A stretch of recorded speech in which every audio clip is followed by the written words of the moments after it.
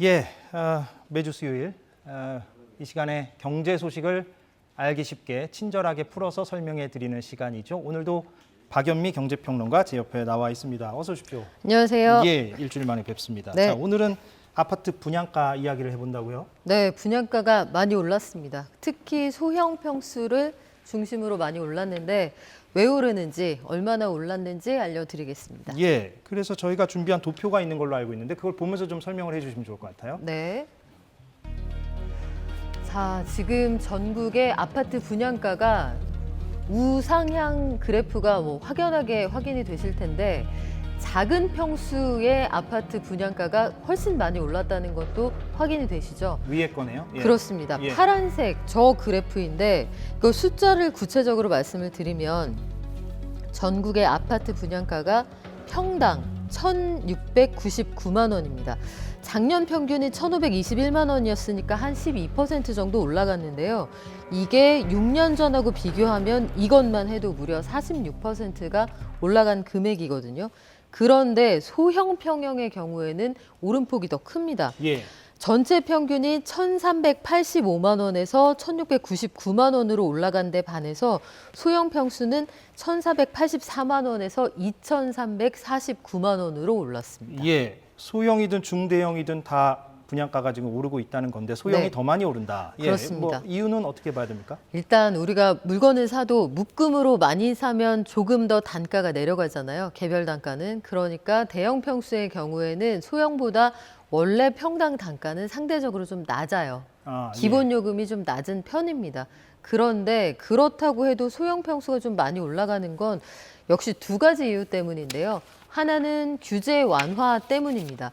규제 완화 때문에 그 분양가 상한제가 사라졌죠. 사실상 강남 3구와 용산을 제외하면 서울 어느 곳이든 수도권이든 전국 어느 곳이든 분양가 상한제 적용을 안 받게 되었으니 분양가 상한제 이 캡을 걷어내고 나니까 가격이 무한정 올라갈 수 있는 환경이 일단 조성이 되어 있는 거고 소형 평수라고 저희가 말씀을 드리는데 도대체 소형이 몇 평부터가 소형이냐. 이게 제곱미터 기준으로 말씀을 드리면 59제곱미터 이하. 그러니까 구 평수 기준으로는 24평 이하를 통상 소형이라고 합니다. 그런데 최근 들어서 지었던 아파트들, 그러니까 분양할 때 전체 비중을 보면 소형 아파트 비중은 한 18% 정도에 머무르거든요. 반면에 20, 30대의 생애 첫 주택을 구입하려는 사람들은 이쪽으로 몰려들게 마련이죠. 예. 단가가 평당 단가가 상대적으로 높다고 해도 그래도 총액 기준으로 보면 평수가 작으면 더 저렴할 테니까요. 그렇겠죠. 그런데 그 공급되는 물량은 상대적으로 적고 정부가 여러 가지 대출 상품을 통해서 지원하는 그런 상품들은 또 청년층을 중심으로 설계되어 있는 것들이 많다 보니까 그걸 빌려서 적은 평수의 아파트를 구매하려는 분들이 조금 늘었습니다. 그래서 수요는 늘고 공급은 줄고 여러 가지 규제도 걷어내다 보니까 소형 아파트를 중심으로 가격이 좀 오른다. 이렇게 한 가지 설명을 드릴 수가 있겠고요. 근본적으로는 건자재 가격이 워낙 많이 올랐습니다. 공급 가격이 올랐다. 그렇습니다. 예. 시멘트 가격, 골조를 만들 때 들어가는 가격, 그리고 인부들을 불러다 쓰는 인건비 이런 것들이 종합적으로 올랐기 때문에 아파트 가격을 올릴 수 있는 여러 가지 요인들이 복합되어 있다 이렇게 보실 수 있습니다. 예. 그러면 어찌됐건 아까 청년층 얘기를 하셨는데 부담이 네. 많이 되겠어요. 부담이 되죠. 예. 부담이 되고요. 이걸 그냥 단순하게 비교를 하면 소형 평수의 분양가가 2017년에는 4억 원대면 소형 평수의 아파트를 구매할 수가 있었어요. 예. 그런데 올해 1, 2, 3월까지 가격을 합산을 해서 말씀을 드리면 올해는 소형 평수의 분양을 받아야 한다. 이게 8억 원대로 올라갑니다. 예. 그러면 불과 6년 사이에 가격이 2배 더 내야만 이걸 살 수 있는 입장이 되는 건데 만약에 청년층인데 내가 회사 다닌다. 6년 사이에 내 연봉이 그렇게 뛰었을 리가 없거든요. 그리고 그렇게 연봉이 뛰었다라고 해도 이걸 감당할 수 있는 사람이 몇이나 될 거냐 생각을 해보면 청년층의 내 집 마련 이 기회 이런 것들이 더 요원해진 느낌이 분명히 있습니다. 오늘 박연미 평론가의 설명을 들으시는 네. 그 시청자분들 사이에서는 의아하다라고 반응하실 분들도 있을 것 같아요. 왜냐하면은 지금 부동산 경기가 전체적으로 지금 하락 추세이고 네. 앞으로도 그럴 것이다라는 전망이 그동안 꾸준히 나왔고 그렇기 때문에 정부가 연착륙을 위해서 규제를 완화해 왔던 거 아니겠습니까? 네. 그런데 갑자기 분양가가 이렇게 오른다? 이건 무슨 말이지? 이렇게 궁금해하실 분들도 있을 텐데 그럼 뭐 앞으로 추세는 어떻게 봐야 되고 또 전체 부동산 시장하고 이 네. 분양가 문제하고는 또 어떻게 봐야 되는 건지도. 지금 전체 부동산 시장은 보합세입니다. 거래량을 기준으로 보시면 시장의 매수 심리나 가격이 어느 정도로 형성돼 있는지 알 수가 있는데요. 통상적으로 서울 수도권에서 아파트 거래량 추이가 지금 그래픽을 보여드리고 있는데 예. 작년 연말로 가면은 거의 매수 심리가 실종됐다 이렇게 보실 수가 있죠. 아, 서울의 아파트 거래량이 550건 정도에 머물렀다. 이게 간신히 1000건을 넘어선 게 올해 1월입니다. 그리고 1, 2, 3월.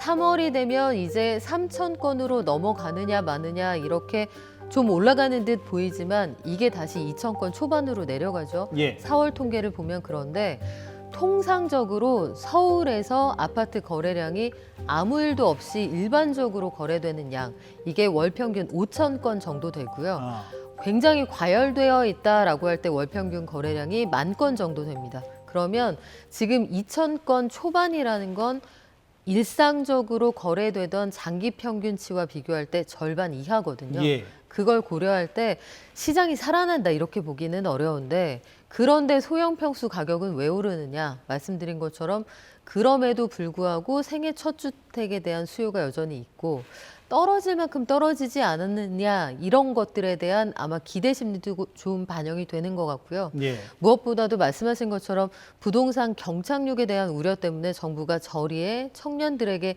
장기로 빌려주는 생애 첫 집 마련을 위한 대출 상품들이 있거든요. 이런 것들 통해서 9억 원 미만의 집들을 구입하실 수 있기 때문에 수요와 공급이 맞아 떨어지면서 좀 매수가 늘어난다 이렇게 보실 수 있는데요. 예. 2030이 서울의 아파트 매수 시장에 돌아왔다. 아마 기사 헤드라인에 가끔 보셨겠지만 말씀드린 것처럼 매수 비중이 좀 올라간 건 맞습니다. 2030. 그렇습니다. 예. 매수 비중이 좀 올라간 건 맞는데요. 모수가 적어졌다는 걸 기억을 하셔야죠. 아, 예. 총량에서 거래량 자체가 상당히 줄어들어 있는 상황이기 때문에 예. 지금 30%이냐 40%이냐 그건 그렇게 큰 의미를 부여하긴 좀 어렵다. 예. 아직까지는 시장 자체가 살아나지 않는다. 서울의 그 주택 매매 심리 지수를 봐도요.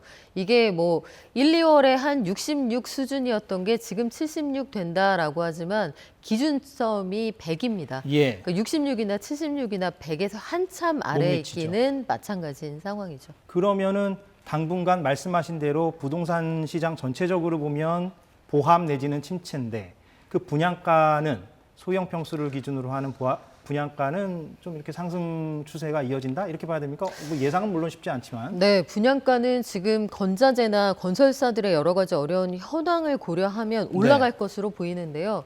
분양가를 올릴 수는 있죠. 가격표를 비싸게 매길 수는 있는데 그냥 무한정 비싸면 소비자들이 안 삽니다. 예. 이걸 단적으로 보여주는 예가 뭐냐면 올해 들어서 분양시장에서 전국을 모두 합쳐서 분양시장에서 흥행을 했던 5개 단지의 경우에 어떤 공통점이 있느냐 이걸 좀 봤더니 청약에 흥행했던 단지 1분기에 5군데가 1등을 했던 곳이 영등포에 있는 한 단지예요. 네. 여기가 3월에 분양을 했는데 198.76대 1이었습니다. 예. 2등은 45.33대 1, 3등이 28.72대 1, 4등도 28대 1 정도 됐고요. 5등이 12.11대 1. 아니 이게 올해 분양이 맞아 싶으실 텐데 이게 1, 2, 3월에 혹한기의 분양 그 성적이 맞거든요. 예. 이들이 이런 성적표를 쓸 수 있었던 최대 공약수, 분양가가 분양가 상한제 적용을 받아서 저렴했거나 분양가 상한제 적용을 더 이상 받지 않아도 저희는 예전에 저렴하던 그 가격 그대로 팔게요.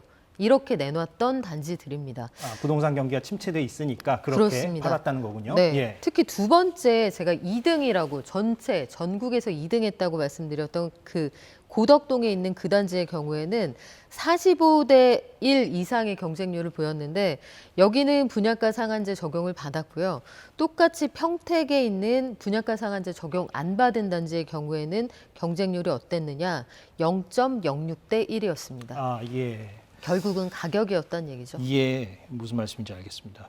그런데 그 강남 압구정동 그 네. 대단지 아파트들이 이제 재건축 들어간다는 소식이 있잖아요. 네. 네, 이거는 뭐 어떤 변수가 된다고 봐야 됩니까? 압구정 일대에 초고층의 스카이라인을 만들겠다. 이게 오세훈 서울시장의 그 한강 르네상스 2 이른바 그레이트 한강 계획입니다. 예. 그런데 여기에서 압구정 일대의 재건축 지역을 6개 지구로 나눈 다음에 특히 3지구 등은 여러 가지로 힘을 좀 주어서 보행을 해서 한강 다리를 건널 수 있는 그런 다리까지 설치를 하겠다. 그리고 주민들과 협의해서 최고 70층까지 지을 수 있겠다라고 하는데 요거 특혜 논란이 있어서 앞으로 이대로 지을 수 있을지 그리고 중간에 계획이 변경될지 이건 좀 지켜봐야 하는 상황입니다. 예. 그러면 그게 시장에 주는 영향은 어떨지는 좀 지금 단언하기는 힘든 상황인가 보죠. 일단 이게 예. 가격에 반영이 이미 되고 있어요. 예. 아직 재건축이 이뤄지지 않았습니다만 우리가 흔히 이야기하는 재건축의 상징적인 단지가 대치동 음마아파트 아닙니까? 이런 곳들은